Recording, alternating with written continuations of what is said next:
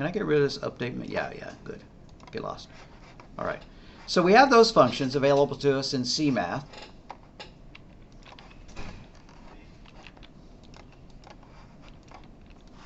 CMath has library functions, math functions, such as sine, cosine, ABS, log, tangent, right, square root, and our favorite one, POW. There's another library. Is the one we use to square. Yep. C standard lib. C STD lib is fun because you can generate random numbers, which is fun because with random numbers you can make like games, you know, dice games or based on rolling random numbers. Random numbers are commonly used in video games so that, you know, the same thing doesn't happen every time, right? So we're going to write a program that simulates rolling dice. If you're a Dungeons and Dragons player, you roll 20-sided dice, right? If you play Monopoly, or Yahtzee, you need 6-sided dice. So we're going to have # include C STD lib up at the top. Something else to add to our boilerplate, perhaps. So I've made a lecture I file. I need to add a new source file. Add new item, lecture I.cpp.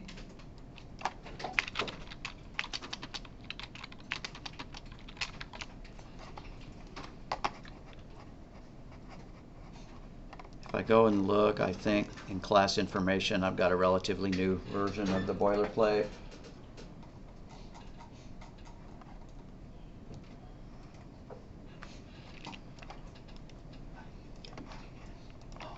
Relatively new. There we go. All right. Let's add C STD lib to it. And we may as well provide some annotation of the kind of things that we get out of each one. C STD lib. So IOmanip gives you things like set W for set width and precision. CMath gives you things like POW and tangent and square root and ABS, absolute value. We know what strings are. And C standard library gives us RA&D for random numbers. And one more. That's just slipped my mind. Sorry, I gotta go take a peek.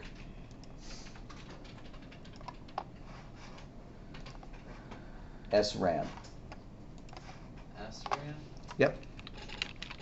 If you have done random numbers in a language like Python, you may know how these things work. They're not really truly random.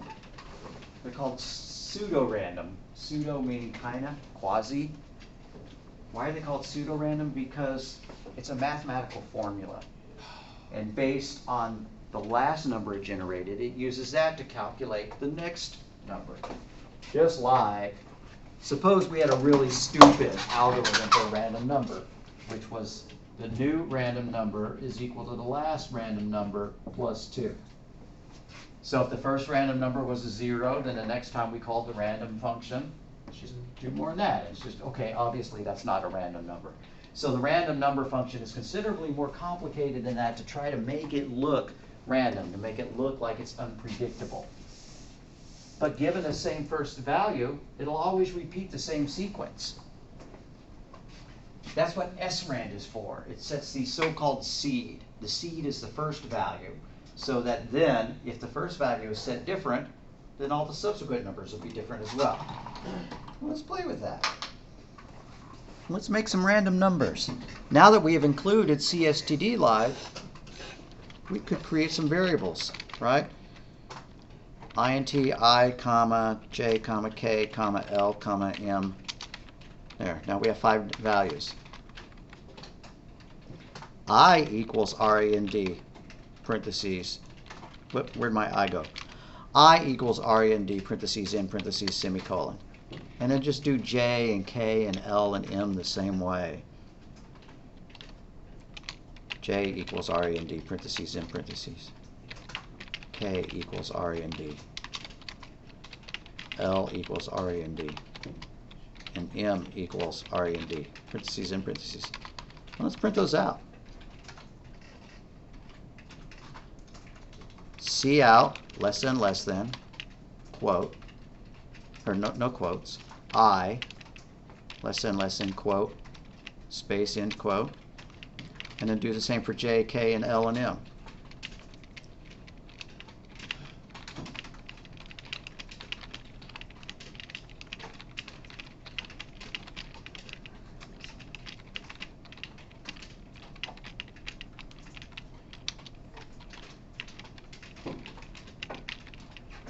And then lastly, you're going to want E and DL at the end of the list.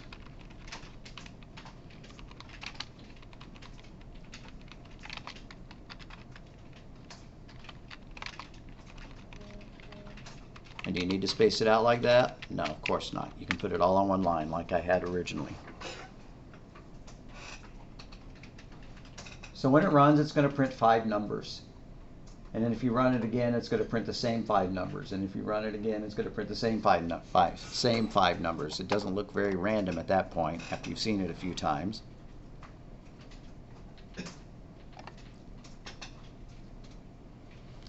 And there we go. 41, 18, 4, 6, 7, 6, 3, 3, 4, 2, 6, 5, 0, 0. What is that rand function doing? It's generating a random number between 0 and 32,000. Not exactly 32,000, a little bit more than that, but close. So if we just wanted to make it like a normal die, a normal cube with 6 sides, we'd have to turn those values in to something else. How about use modulus? If we use modulus and divide it, we'll get numbers between 0 and 5. Which, if we add 1 to that, we get 1 to 6, just like our good old dice.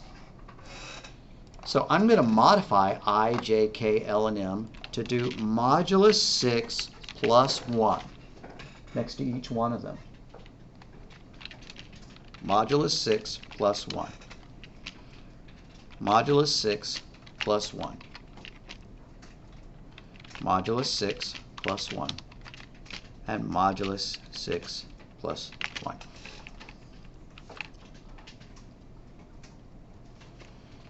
Modulus, oh dear.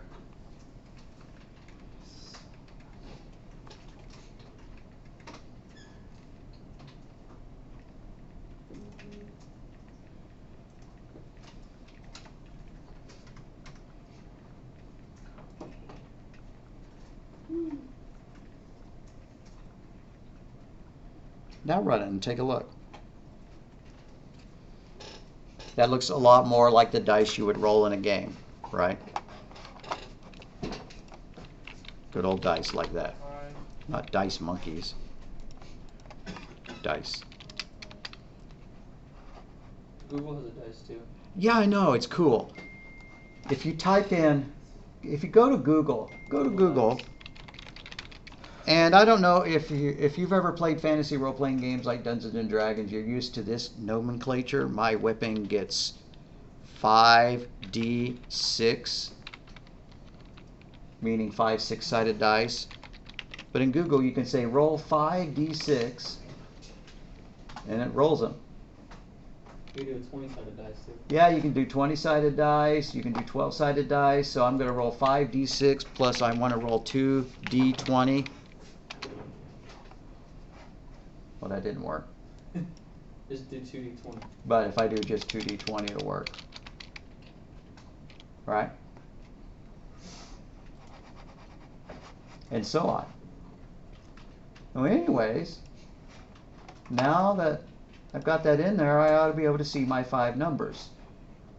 6, 6, 5, 5, 6. I bet that's what y'all got too. Except mine's scrunched up. Yeah, that's all right. You probably just don't have The a most space sides on the dice between those. Is a 120. Oh yeah. Let me go ahead and try that now. So we don't want it to generate the same numbers every time. It's not looking very random at this point. It's like it's always giving us 6s and 5s, and that's not true. It just happens to be that the first ones are like that. If we copied and we pasted all of this stuff again, then we'd see some different numbers come up. But instead, we're going to give it a different seed. We're going to use srand to set a different seed, a different starting value. So even before my int I and j and k stuff business, srand parentheses, and just type in a number. If you type in the same number I do, you're going to get the same sequence. If you type in a different number, you're going to get a different sequence.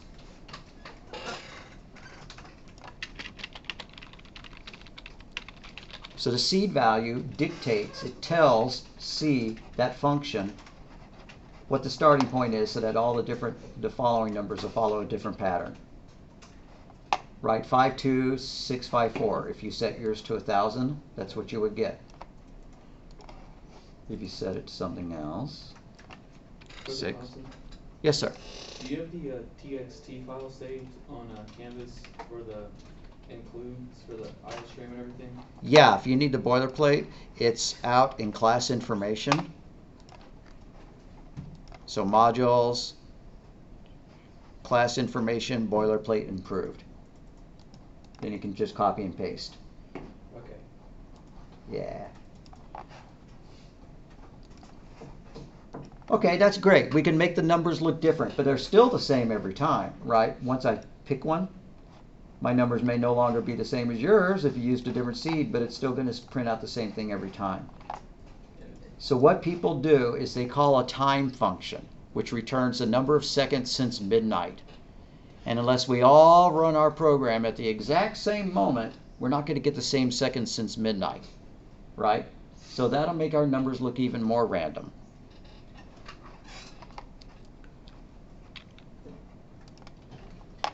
So rand returns a random integer between 0 and the largest int the computer holds. Now that's a flat out lie, right? Because we've already proven that ints can hold up to 2 billion. And trust me, that rand function never returns a number larger than 32,500 and whatever, right? Never. But anyways, that's enough. I have a question. Yes, sir. So, whatever definition of S you define, that S has a variance sequence that's assigned to that value, right? That Yeah. S value? Yeah. So what we want to do is we want to initialize our seed with a value that is difficult to predict. The time function returns a value that is difficult to predict. So let's go and figure out how to use srand with the time function. I'm going to cheat and just Google it. srand space time space C++.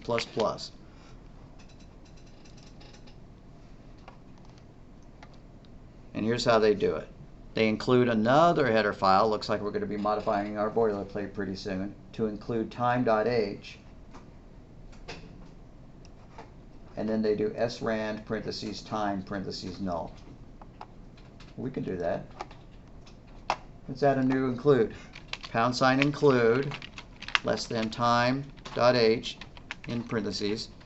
That .h means that it's not a C++ header file. It's an ordinary C header file, so there's no classes in that header file. It's not object-oriented. But we can use it just as well.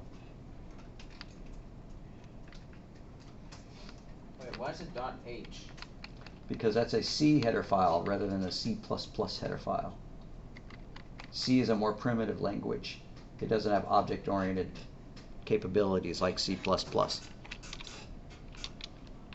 When I say more primitive, it actually makes it harder to use rather than simpler in some ways. Okay, so now that we've added time.h, we can change our srand statement to time parentheses null. Null is in all caps. What does the time function do? If I right-click on it and do go to definition, doesn't seem to indicate what it actually does. But we can Google it up. See time function returns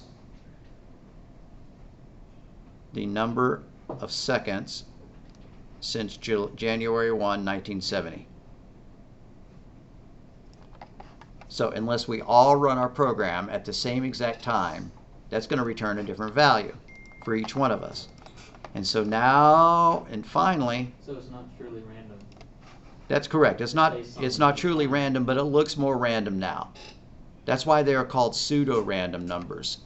Pseudo meaning kind of random, but it's really a formula. And if you know the first value, you can predict the rest. But by using that time value, we kind of fake ourselves out. We don't really know what the time is going to be. Let's run it now. There we go. 45564, and if I run it again, 51414, if I run it again, 66125, so on.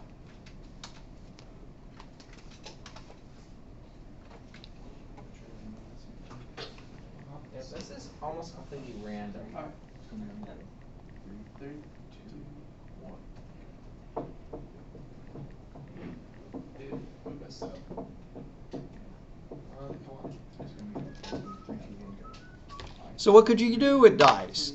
1. Well, you know, there's a game called Yahtzee where you roll 5 dice, and if you get a straight or 5 of a kind or whatever, it's goodness. If you've played Pathfinder or D&D, you could add 3 dice together to get, you know, a strength and an intelligence and stuff like that. We might want to turn this into a function that we could call. Let's create a function. I'm going to come up here and write a function that returns an int, and it's called roll d6, meaning 6-sided dice, parentheses in parentheses. Or maybe we'll take the number of sides in as a parameter. So let's just call this roll die. A die is a single for dice. Not everybody knows that, but we do now. Roll underscore die. And our parameter that we're going to fill in with an argument is called sides, like a 6-sided die, normal, or 20-sider, or 8-side, or 12, or whatever you like in your games. And in curly brace, we're going to call our random function and return it. So int space roll equals rand parentheses in parentheses modulus, but not by 6, but by the number of sides specified. Sides plus 1. Now, is that the only way to generate a random number? What's that plus 1? It's because modulus always returns a value starting with 0, right? 0 through 5. If you modulus something by 6, you're dividing it by 6 and getting the remainder. 0 is a valid remainder. So we add 1 to it to increase the range from 0 to 5 to 1 to 6. So now that we've calculated our roll, let's return it.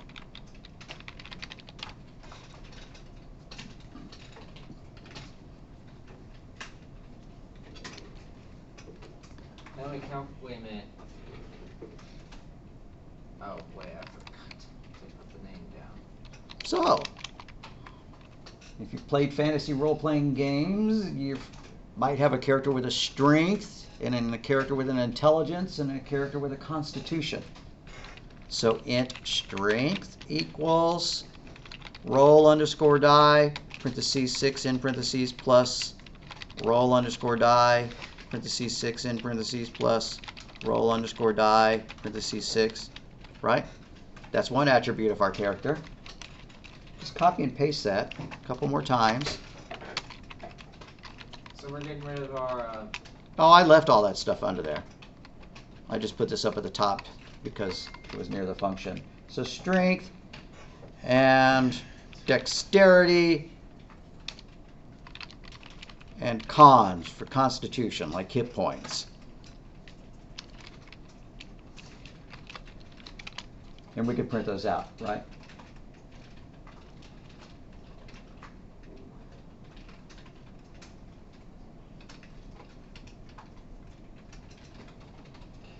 Or if you don't feel like using those words, just make them roll 1 and roll 2 and roll 3, right? Variable names don't matter except to the humans who are looking at the code. So cout less than, strength less than, quote, comma, quote,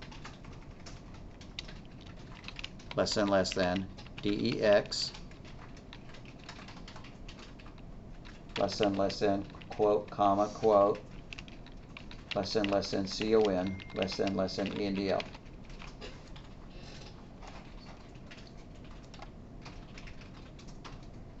And there we go, right? 11, 13, 9. We rolled 3 dice and added them up to get each one of those numbers. If you don't like 6 sides, you could change these 6 to 20s, right? Make much larger numbers.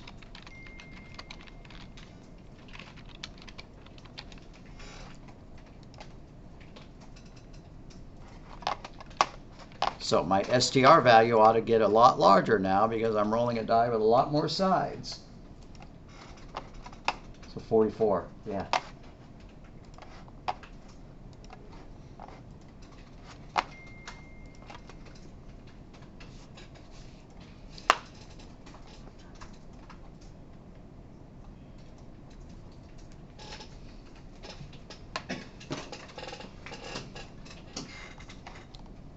So what could you do with a random number? We could write a guessing game. I probably need to wander around and make sure everybody's got this working. Let's do that. Okay, so the guessing game. What's it going to do? We're going to ask the user to think of a number. We're going to tell them, I'm thinking of a number between 1 and 100 or whatever. So we need some variables. We need a secret number. Int secret equals, and what's our number going to be? Between 1 and 100? Okay, RAND parentheses, in parentheses. Now we want it to be between 1 and 100, so modulus 100 plus 1. Otherwise it'll just be between 0 and 99.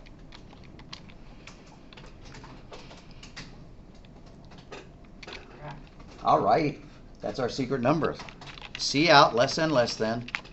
I am thinking of a random number, or I'm thinking of a number between 1 and 100. Exclamation point, backslash in, double quote, semicolon. Cout less than, quote, what is your guess? Space, greater than, end quote, semicolon.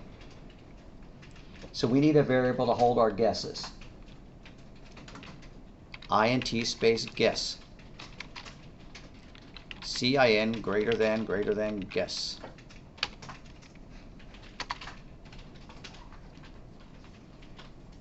And then we're going to have a while loop. While, parentheses, guess not equal secret. They didn't guess the right number. And that's okay. We're going to give them another chance. If parentheses, guess no, that's not going to work. We don't need that. So cout less than, quote, not correct. Try again, exclamation mark, backslash in, end quote, semicolon. So let's do it again. Cout less than, quote, what is your guess? Question mark, space, end quote, semicolon.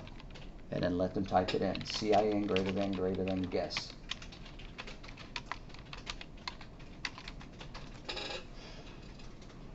Alrighty. Then we want to give them a nice fuzzy warm feeling if they get it right.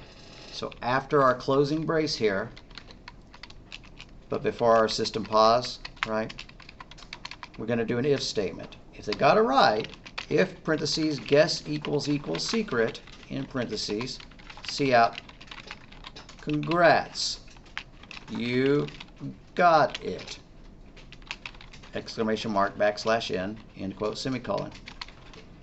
else, see out less than, quote, sorry, maybe next time. Now, are we ever going to actually get to that point? Not the way the code is currently written. It can't get there. Because when we get here, guess is always going to equal secret. Right? Because the while statement says while guess not equal secret, so it's not going to ever exit the while loop until the guess is equal to the secret. But we may change it. We may change it so that we only have a certain number of guesses, right? You have 10 guesses left. You have 9 guesses left.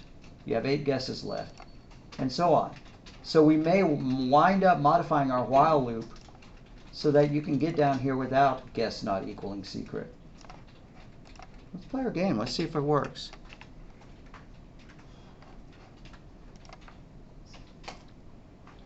So what is your guess? I'm thinking of a number between 1 and 100. 50.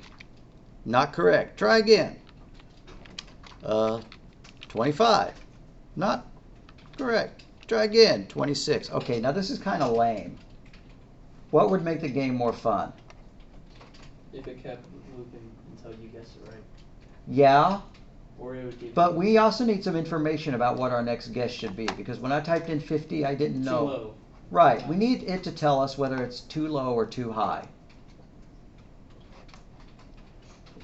So let's add an if statement inside our while loop. I'm just going to comment this one out. And I'm going to put an if statement. If parentheses, guess less than secret, in parentheses, see out less than, quote, sorry, comma, too low, period, space, semicolon.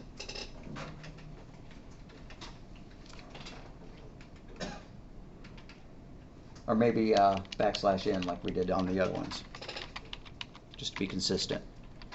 Else, if parentheses, guess greater than secret, in parentheses, see out greater than, quote, sorry, too high, period, \n, end quote, semicolon. Now the game is more fun.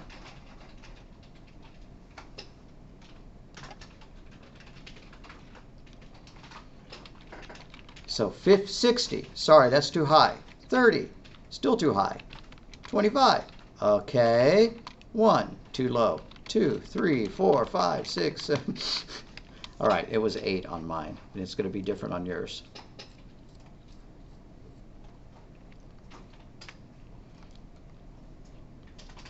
All right, to make the game even funner, we could limit the number of choices, or the number of guesses. Right? We could like only give them 10 guesses, or 7 guesses, or 8 guesses. If we play the game perfectly, if we play a perfect game of this, it should never take us more than 7 guesses to get the number right. If you have 100 numbers, a range of 100 numbers, you can always get it within 7 guesses. I'm going to prove that to myself. I'm going to run it. All right. And what do I mean by perfect? Always cut the number in half. 50 is my first guess. No, that's too high. Okay, 25 is halfway between 1 and 50. Sorry, too low. So I need a number halfway between 25 and 49. Like, how about 37? You got it. Wow, I got it in 3 guesses.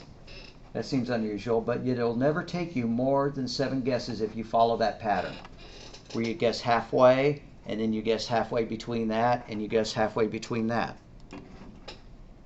One more time to prove it. Just a sec. Then I'll be right there. What's your guess? 50?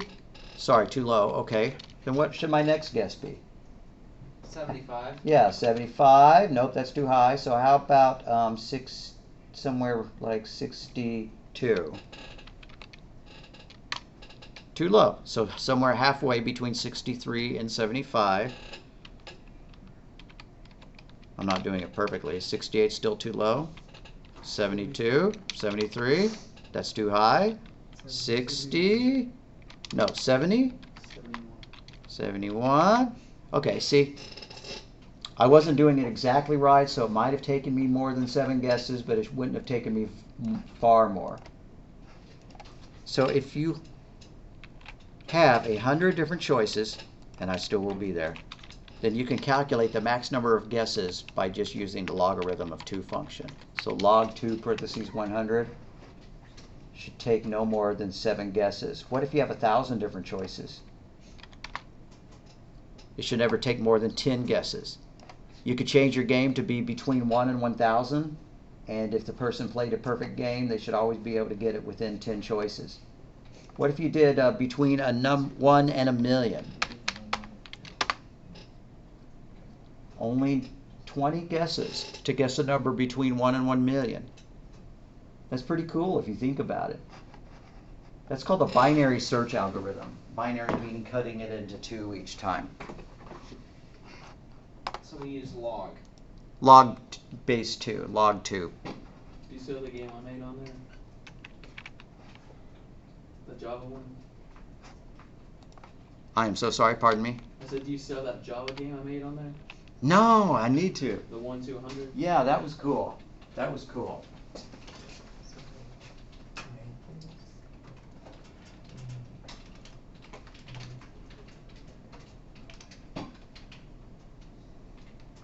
Yeah, write that.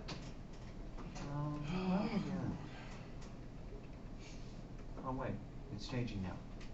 Okay, let's get rid of one of these. Run it again. All right, no, we don't want to do the build errors. Double click. This one? Yeah. Okay, that's just a warning. Let's ignore it. Double click that one. All right. I think I did something syntax wrong. error. Oh, let's get rid of that closing brace. Right there, see the closing brace? That one. Yep. Yeah. That'll be good to go.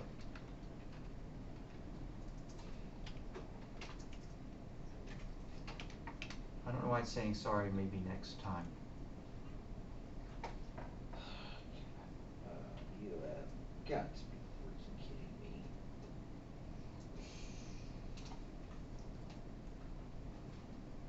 Oh, take the space out between the equal. Make it say not equal. Yeah. Good, good, good. Anybody else for typos? Yeah, I Yes, don't even know yet. Why do I have an else error right here?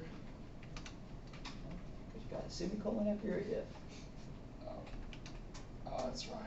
Yep, yep, now you remember. And you're used to putting them there because we did in Python, right? We always put our colons, but no. Sorry, I touched your screen. I shouldn't have. Oh, no, you're There we good. go. So Oh, that I should should get rid leave of that that one one. as well. Yep. Guess that, oh yeah, because I'll separate the loop as well. Remember, I run mine. Woohoo! All right, that just means that we don't have a CIN in here. So It was actually called, they didn't put the loops in. you need that line in there. Yes, sir. For some reason it won't let me run it. No. Oh, because the All right. semicolon separates the line, No. not separate the loop, right? Click on the first error. Yeah. Ouch. Oh, less than in front of EMDL. Man, my This? Yep. Yeah. Try again. I mean, it may not be the only error, but it was certainly one. Click on that red error. Too low. Ah, same thing. Right. Gotta put your less than. I mean, I was typing it really fast. Yeah, no problem, no problem. I know I typed too What fast. is your, guess? Well, who knows? Type in 50. July.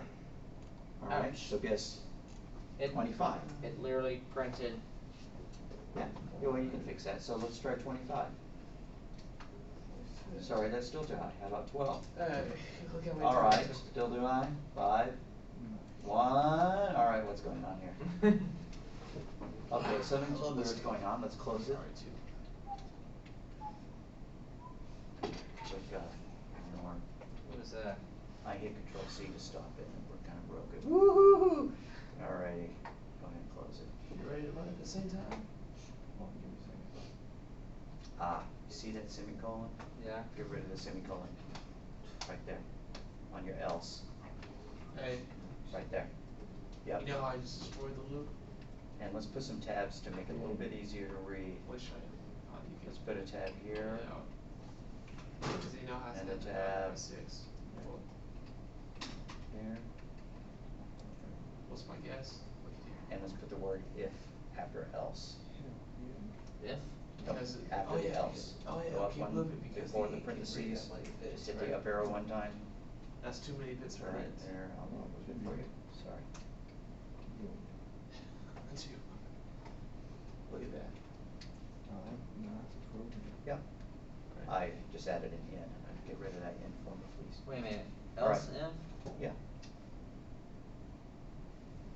Yeah, that's right. Okay, just like elif Pause. in Python. Okay, go for Hey, it. look at that. Sorry, too high. All right, 50. Too high. All right, let's make sure it's going to work this time. 1. Hey, you think you could read up to 1,000? You could read up to 1,000. That's weird. That is weird. All right, we're going to get rid of the else. You were kind of suspicious about it. Now I am too. Oh, it can read Oh. up to 1,000. Let's see if we can read up to 100,000. Guess, not guess less than guess. Guess less than the secret. Too high. Oh, I can't. Let's see if we can get to 1 million. I was typing really fast. Yeah, I know, it's going fast. All right, 50. Let's see if we can read Too up to high. zeros. 1. Too low. Good deal. Now it's starting to work. But let's fix that Okay. backslash in. Yep.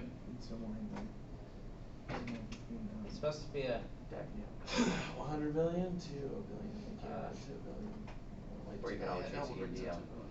Let's, I should have used the All right, NDL, now. but you're typing so fast. yeah, here we go. 56, that's too high. 2, too low. 25, Microsoft. so on. Test to make sure it works. Anybody else? Yes, sir. Half of it would be 37.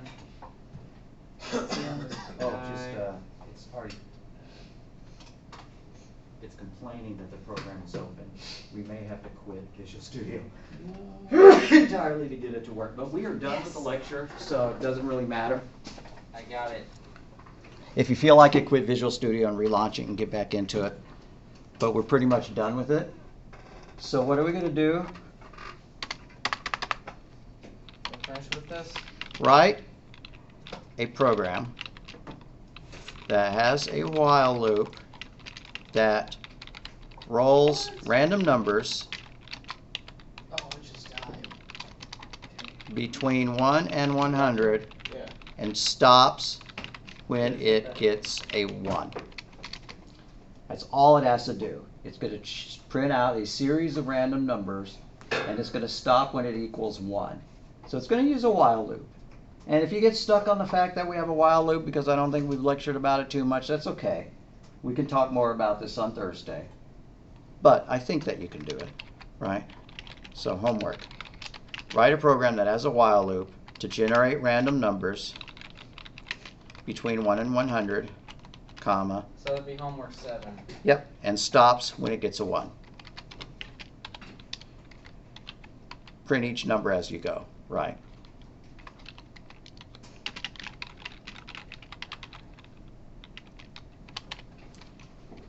So what's that going to look like, right? I'm going to type some stuff here, right? But you might have, have a while loop. And I don't know what your condition's going to be to end it yet. But, you're just going to generate a random number, however you're going to do it. And then if your random number Thompson is equal to 1, 3.5. sorry, just say, then you'll want to get out of it. All right, I'm not real happy with throwing this homework assignment in right where it is right now. So instead, I'm going to ask you to modify this program to include a counter. So new homework assignment, different one. Homework. Modify the guessing game to have a counter that tells the user how many guesses they have made so far. I bet you can do that. You're just going to have to create a variable above the while loop, and you're going to have to add to it inside the while loop. Make sense? If not, we're gonna be talking more about it on Thursday, so we'll be good to go. All right, Is yes, there sir, any you were way asking? That we can tell them like how many guesses they have left? Oh yeah, if you want to make it even more complex, like only give them a certain number and an exit, we'll do more of that. Certainly. But this is enough to get credit for it. So, did you have a question? I didn't mean to ignore you. That the class is about to end. It sure is. Go ahead. In fact, we're a minute overdue, so why don't we make our Dropbox and be gone?